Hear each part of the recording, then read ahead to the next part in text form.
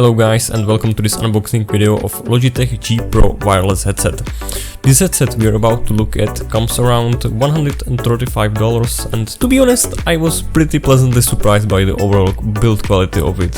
So let's get straight into it and let's see what's in the box. Now you can already see the wrapped headset and the USB receiver sticking in the right corner. Let's remove the headset and look what's in the box. As every other headset, there are some instruction papers for changing earpads, basic functions and security warnings. Box includes soft bag with the Logitech logo in case you want to travel and take the headset with you. Inside the bag there is a 1.5 meter long USB Type-C to USB Type-A cable. Under the bag there is a nice flexible removable microphone.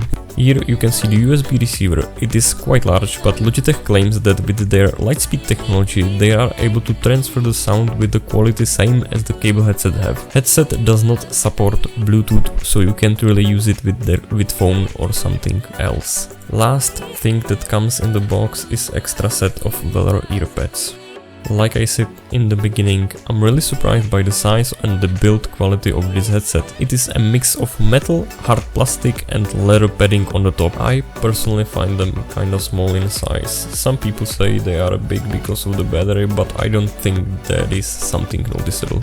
On the left ear in the bag there are some controls, for example a mute button which when you press it makes sound, so you know you mute it or unmute it yourself. Wheel for controlling the volume, which is really smooth and nice to roll. Switch to turn the headset on and off. USB Type-C for charging and green LED indicator for charging as well.